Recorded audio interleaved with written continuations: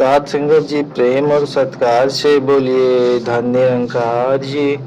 सात संगत जी आपके अपने चैनल यानी मोहनस में आपका स्वागत है। सात संगत जी, सात संगत जी आज हम चर्चा करने जा रहे हैं भक्त की अवस्था है।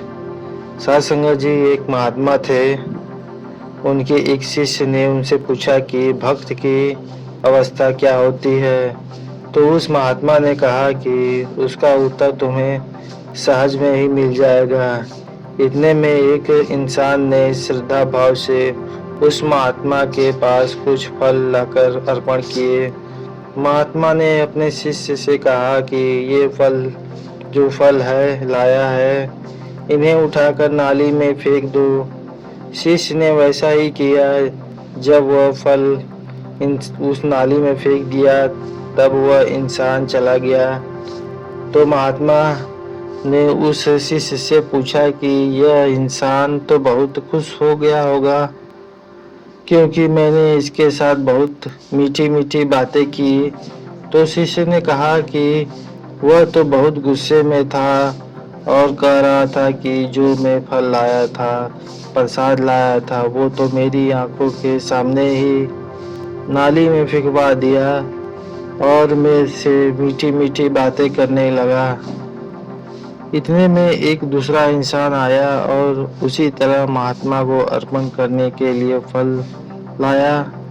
महात्मा ने क्या किया कि जो प्यार से फल लाया था उसकी तरफ तो पीठ कर ली और दूसरी तरफ मुंह करके फल खाने लगे।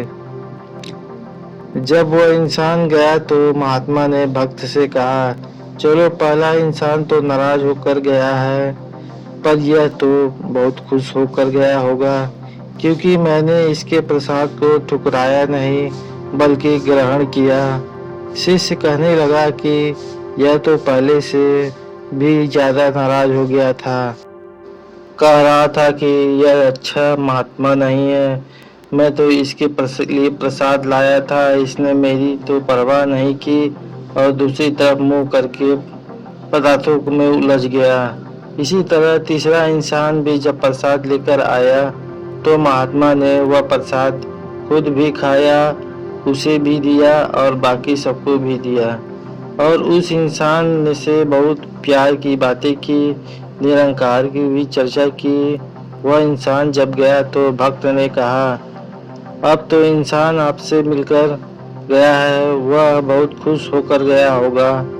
तब महात्मा ने कहा, तूने जो सवाल किया था उसका जवाब यही है कि भक्त की ऐसी ही अवस्था होनी चाहिए। मैंने पहले जिज्ञासु के पदार्थों को ठुकरा दिया था और उससे बहुत भक्ति की बातें की, तो तुमने देखा होगा कि क्रोधित होकर चला गया वो इंसान। इसलिए यह अवस्था ठीक नहीं है।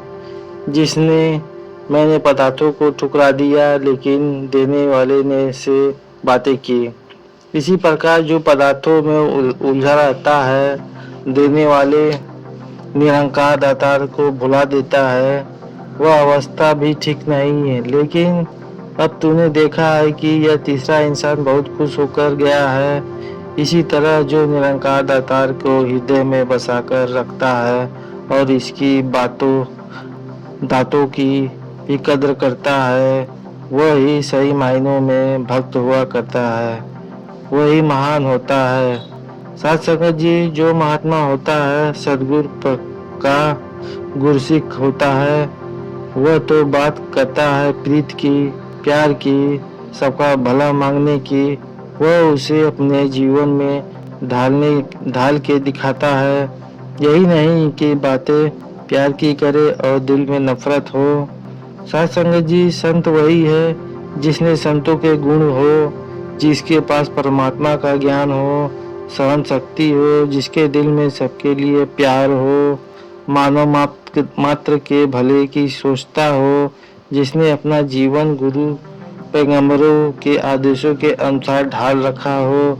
हमने भी ऐसे ही जीवन जीना है। साथ संगत जी, प्यार और सेवा और भाव से सबको नजदीक लाना है। नफरत से तो पहले ही इंसान अलग अलग हुए पड़े हैं। अगर और नफरत फैले तो दुनिया का सर्वनाश हो जाएगा। हमने अपने सद्व्यवहार से नफरत को समाप्त करना है, प्यार की दुनिया बसानी है। साथ संगत जी इन्हीं वचनों और प्रेम और सत्कार से बोलिए धन्य निरंकार जी।